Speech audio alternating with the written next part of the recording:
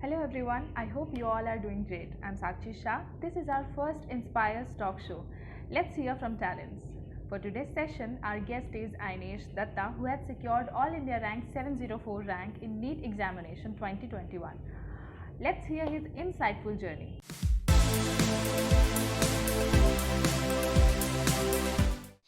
Hello and welcome, Anis, to our Inspires talk show. I'm Sakshi Shah, your host for today's session, and I'm from Inspire Educate Cell. I would really welcome you to our show. As we know, you have scored 704th rank in NEET examination 2021. I would really like to congratulate you for that. Thank you so Thank much for you. joining us today in our session. So let's just start. Okay, how are you exactly feeling right now about your result? Yeah, so initially, yes, I was excited, but now all of us know that the counseling has been delayed since 3 months, right? Okay. And yeah, it's it has become quite boring, but yeah, I have a lot of free time. I'm opening up to other activities and hobbies and all. Yeah, which Okay, I could Anish. not have done during that preparation. So yeah. आप हमें अपने बारे में कुछ बताएंगे आपने कहाँ से अपनी स्कूलिंग पूरी की अपने पेरेंट्स के बारे में कुछ Yeah, I'm from Faridabad, Haryana. So मैंने स्कूलिंग की है MVN sector 17 Faridabad and apart from that coaching की बात करें मैं आकाश फरीदाबाद से कोचिंग ली थी and okay my about my parents my mom works in a school she teaches class 11th and 12th. She's a okay PGT teacher for chemistry subject and my dad is working in IT is yeah. Thank you so आपने कब decide कर लिया कि आपको एक doctor बनना है या आई थिंक डिसीजन मेरा थोड़ा डिलेड ही था 9th 10th कह सकते हैं तब तक फाइनल हो ओके गया था हाँ तो ये आपका पहला अटेम्प्ट था जी हाँ ओके वेरी गुड हम्म। आपने कब अपनी नीट की प्रिपरेशन स्टार्ट कर दी थी 10th क्लास में मैंने कोचिंग ज्वाइन की थी सो ऑब्वियसली 10th क्लास में उतना सीरियस एनवायरनमेंट तो नहीं रहता बट हाँ उस टाइम से हमने थोड़ा बहुत एक्स्ट्रा पढ़ना अपार्ट फ्रॉम आवर कोर्स थोड़ा एक्स्ट्रा पढ़ना चालू कर दिया था ओके जैसा कि हम सब जानते हैं कि अभी कोविड बिल्कुल आया हुआ है तो जिस टाइम पे आप हम्म, प्रिपेयर कर रहे होंगे 2021 के टाइम पे तो सेकेंड वेव हम्म, बिल्कुल आ चुका था तब तक तो या उसने आपको किस तरह से इफेक्ट किया आपकी प्रिपरेशन को हाँ सो जो मेरा इनिशियल रिएक्शन था उस टाइम पे जस्ट जैसे मेरे कोचिंग एंड स्कूल बंद हो गए थे तो उस टाइम इनिशियल अबाउट 1 वीक और 2 वीक के लिए तो ऑनलाइन का ऑप्शन भी नहीं था क्योंकि इट वाज रैपिड डिसीजन था आया था एकाएक से आ बहुत गया था हाँ एकदम से आ गया था तो उस टाइम तो मैं बहुत शौक था कि अरे मेरे टाइम पे ही ऐसा हो रहा है और ये बट एग्जैक्टली बाद में ये प्रूव हुआ कि this was the most biggest boon to me मतलब इतना अच्छा टाइम का यूटिलाइजेशन हुआ है इसमें क्योंकि मैं अच्छा अब मेरा रूटीन ऐसे चलता था मैं सुबह को स्कूल के लिए निकलता था एंड ऑब्वियसली वहां तक जाने में भी ट्रांसपोर्ट में उतना टाइम लगता था प्लस एग्जॉशन भी होता था ऑब्वियस सी बात है थक जाता था मैं उसके बाद स्कूल से घर आता था फिर घर से कोचिंग उतना जो ट्रांसपोर्ट का टाइम है प्लस जितना एग्जॉशन है आपके लिए ये वो फायदेमंद रहा एक्चुअली तो सेकंड वेव है या बाद में ये बहुत फायदेमंद प्रूव हुआ मेरा जो परफॉर्मेंस है एकदम एक्सपोनेंशियली बढ़ गया था उस टाइम ओके तो आपने जैसा बोला कि आपने कुछ ट्यूशन वगैरह भी ज्वाइन की थी तो क्योंकि उस वक्त पे लॉकडाउन हो गया था तो प्रॉब्लम्स तो आती रही होंगी क्वेश्चन सॉल्व करने में तो टीचर से आप कैसे कनेक्ट करते थे उस वक्त तो हमारी ऑनलाइन क्लासेस पहले जूम के थ्रू बाद में टीम्स माइक्रोसॉफ्ट टीम्स के थ्रू चलती रही थी ओके हाँ सो सेम टीचर्स थे जो क्लास 11th में हमें पढ़ाया था जिन्होंने बिफोर लॉकडाउन उन्होंने 12th में भी पढ़ाया हमें सो इंटरेक्ट करने में कोई दिक्कत नहीं आती थी क्योंकि वही हमें अच्छे से जानते हैं वो राइट और बाकी उनको कभी व्हाट्सएप पे भी कांटेक्ट कर लेते थे 'cause,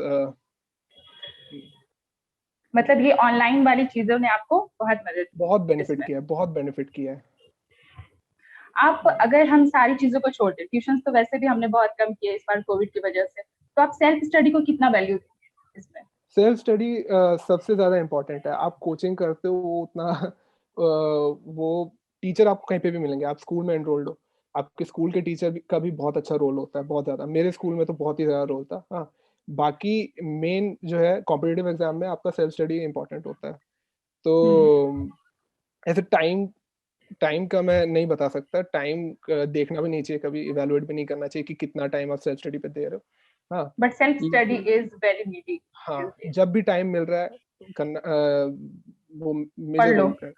हाँ तब हाँ। तब शुरू से ही आप जब प्रिपरेशन कर रहे थे, तो जब एग्जाम बिल्कुल हम्म, सर पे आ गया, लास्ट लास्ट महीने में आपने अपने तैयारी में क्या बदलाव लाया? मतलब रूटीन में कुछ तो चेंज किया होगा, बिल्कुल प्रेशर या होगा। या सो पहली बात जो है, हमारा नीट का एग्जाम जो होता है वो होता है आफ्टरनून टाइम पे। तो आफ्टरनून मतलब 2 से 5 के बीच। उस टाइम पे अच्छा। यूजुअली क्या होता है ना कि हम लोग सबका मोर और लेस यही रूटीन होता है, खाना खा के फिर नींद आती है, राइट? आफ्टरनून। हाँ तो इस हैबिट को कि उस टाइम आपको एक्टिव रहना है, उस हैबिट को लाने के लिए मैंने लास्ट के 2 मंथ्स में रोज 2 से 5 के बीच टेस्ट दिया था, सबसे पहली बात ये। और लास्ट के 1 मंथ में रोज होता था ये एग्जाम, रोज एक एग्जाम देता बिल्कुल था। आपने स्ट्रेटजी लास्ट बनाई रखी। या लास्ट के 1 मंथ में क्या था कि ये सारे एग्जाम्स ऑफलाइन होते थे। जो मेरी सेंटर है, आई नो कि कोविड उस टाइम बहुत ज्यादा फैल रहा था एंड ऑल, बट हम्म। बहुत प्रिकॉशन करके कम बच्चों को बुला के किसी तरह हमने लास्ट के 1 मंथ में ऑफलाइन एग्जाम्स दिए। क्योंकि वो फिर ऑनलाइन एग्जाम दे दे के वो प्रैक्टिस चली जाती है। मैं घर पे देता था पूरे लॉकडाउन के टाइम पे ऑफलाइन एग्जाम्स, बट वो एग्जामिनेशन हॉल का माहौल वो घर पे नहीं आ सकता। अलग है, और वो ऑनलाइन वो नहीं हो अलग है, सकता बिल्कुल। वो ऑनलाइन नहीं तो हो आपकी सकता। एग्जाम डे हम्म, की स्ट्रेटजी क्या थी? कौन सा सेक्शन ऐसा क्वेश्चन का था जो आपके लिए बहुत इजीएस्ट था, और कौन सा ऐसा था जो बिल्कुल टफ था? तो इस बार तो सबके लिए वैसा रहा है कि बायो बहुत इजी आई थी, एंड केमिस्ट्री फिजिक्स अच्छी लेवल की थी। एंड मेरा क्या था सीन कि मेरा फिजिक्स वाज स्ट्रॉन्ग, बहुत पहले से ही मेरा फिजिक्स स्ट्रॉन्ग था। एंड लास्ट ईयर के कंपैरिजन अगर किया जाए, लास्ट ईयर बहुत सारे थ्योरेटिकल क्वेश्चन आए थे जो हम्म। बेसिकली तुम्हारे आपके डायरेक्ट एनसीईआरटी से रटने टाइप के क्वेश्चन थे, डेटा वाले क्वेश्चन। इस बार वैसे ओके। क्वेश्चन नहीं आए, एंड दैट वाज बेनिफिशियल। हाँ वैसे कोविड की वजह से थोड़ा इजी हो गया पेपर, ऐसा बोल इजी तो सकते नहीं हैं। कह सकते, अच्छे क्वेश्चंस थे लेकिन कॉन्सेप्चुअल क्वेश्चंस थे। तो कॉन्सेप्चुअल क्वेश्चंस थे रादर देन जस्ट याद करने वाले। तो याद करने वाले में कई लोगों को प्रॉब्लम भी आती है, कई लोगों को आसान भी लगता है। मुझको मुझको उतना मुझको प्रॉब्लम आती थी। हाँ अच्छा। एंड तो इस बार का फिजिक्स बहुत ज़्यादा कॉन्सेप्चुअल था, तो मेरे लिए बेनिफिशियल रहा। मैंने गलती की है बायोलॉजी में, उसमें हुआ ये कि टाइम जल्दी करने के चक्कर में नोन क्वेश्चंस गलतियां हुई है मेरी। 2 क्वेश्चन रॉन्ग हुए थे बायो में, एंड फिजिक्स में 2 क्वेश्चन रॉन्ग हुए थे। बट कंपेयर टू अदर्स, बाकियों के फिजिक्स में बहुत ज्यादा रॉन्ग हुए थे, तो that was fine. And chemistry chemistry में भी 3 क्वेश्चन वर रॉन्ग। हाँ केमिस्ट्री में भी कॉन्सेप्चुअल आया था, थियोरेटिकल प्लस कॉन्सेप्चुअल आया था। थ्योरी वाले तो आपने थ्योरी उसको वाले किया किस तरह से कि ये पार्ट मुझे इतनी जल्दी तरह से कर देना है, इसमें थोड़ा सा या टाइम लेना है? स्ट्रैटेजी ऐसे होती है, अभी बायो पहले की थी मैंने। Bio around half an hour लगा के कर लेनी है, and then I move to physics. उसमें about 1 to 1 hour 15 minutes, and rest जो टाइम है केमिस्ट्री बहुत जल्दी हो जाता है, 15 to 20 मिनट्स तो केमिस्ट्री, और बाकी का टाइम हम्म। रिविजन को। ये स्ट्रैटेजी लगाता था। प्रिपरेशन के टाइम पे आप अगर कभी स्ट्रेस्ड फील किया करते थे, तो उस वक्त आप क्या करते थे? आपकी फैमिली को आप इस बारे में हम्म, क्या कहना चाहेंगे? उन्होंने आपको किस तरह से सपोर्ट किया, डी हाँ स्ट्रेस करने में मदद की? हाँ तो इवनिंग में क्या होता था कि जब बहुत ज़्यादा पढ़ाई हो जाती थी तो फिर मैं पापा के साथ नीचे वॉक पे निकल जाता था। तो वही थोड़ा बहुत डिस्कशन भी करते थे। पापा भी थोड़ा, पापा है तो इंजीनियरिंग बैकग्राउंड से, तो फिर उनको भी हम्म। आइडिया, उन्होंने भी कंपटीशन दिया था अपने टाइम पे। ही इज फ्रॉम बीआईटी में। हाँ सो फैमिली उनसे भी, बैकग्राउंड ने मदद की आपको इसमें? हाँ वो उनसे डिस्कशन होती रहती थी ऐसा पूरे टाइम। मतलब वॉक पे निकल जाते थे, फिर आराम से बातें करते, उसमें माइंड एकदम स्ट्रेस फ्री हो जाता था। हाँ और ये तो है। Evening walk. बाकी जो एक्टिविटी, हाँ इवनिंग वॉक, बाकी एक्टिविटीज की अगर बात की जाए, हॉबीज की बात करें, तो मतलब पहले बहुत कुछ करता था मैं, जैसे कि पेंटिंग एंड ऑल। बट अभी प्रिपरेशन जो के टाइम पे क्योंकि प्रिपरेशन टाइम के नहीं टाइम पे मिलता नहीं होगा। हो पाता, दैट्स ऑनेस्टली वो नहीं हो पाता, कोई भी नहीं कर पाता।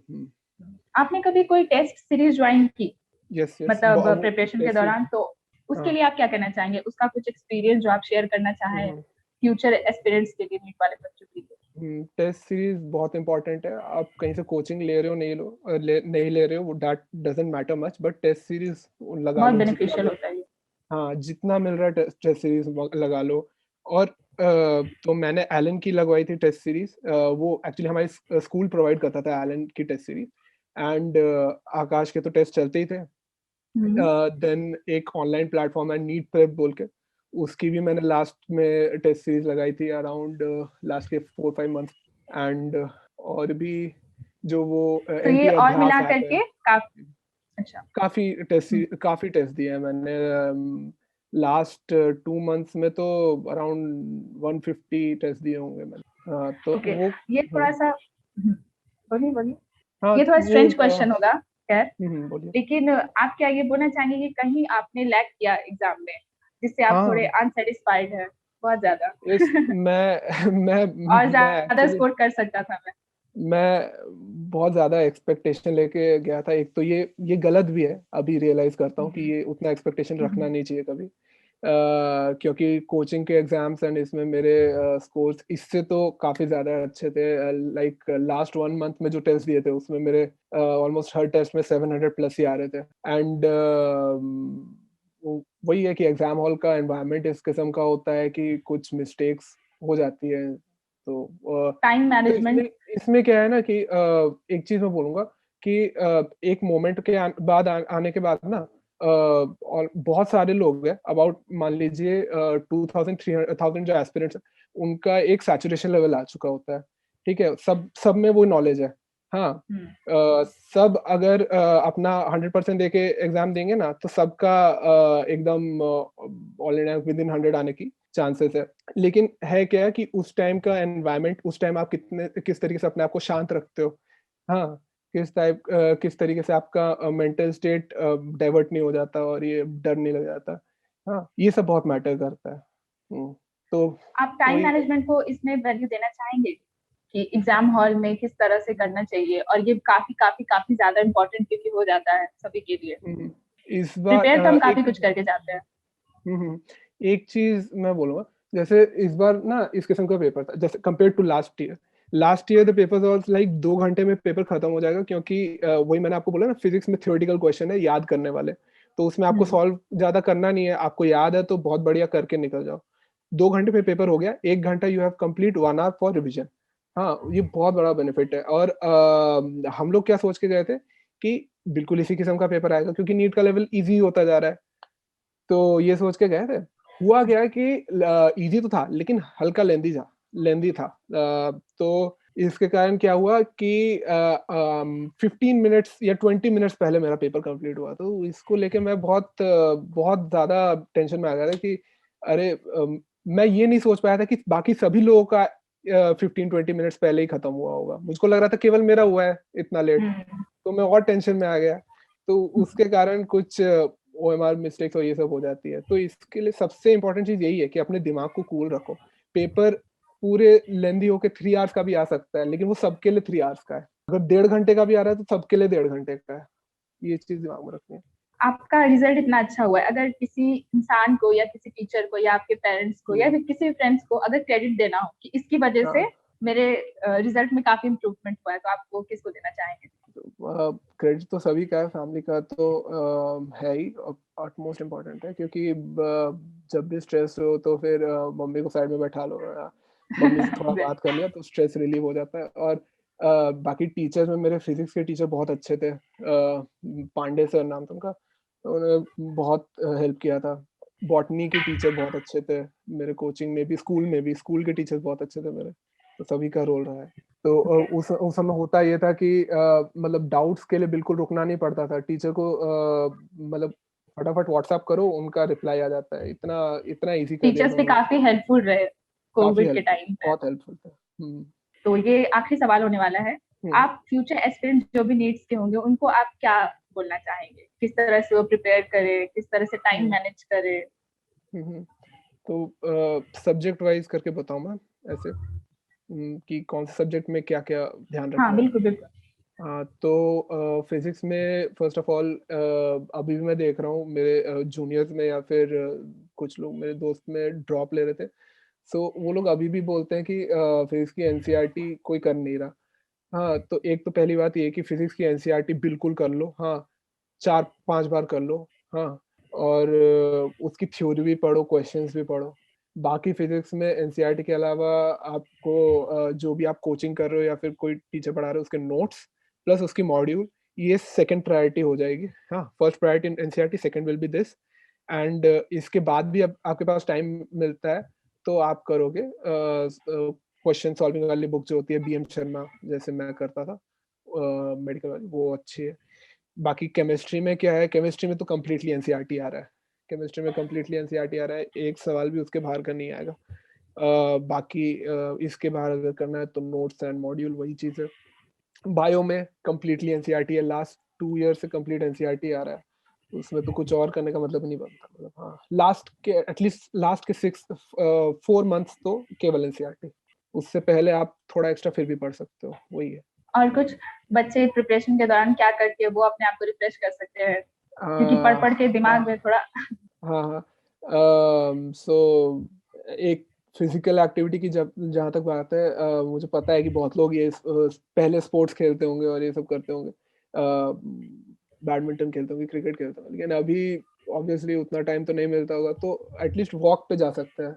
15 मिनट्स इवनिंग का एक निकाल लो, वो 15 मिनट्स आप वॉक पे रेगुलरली जाओ।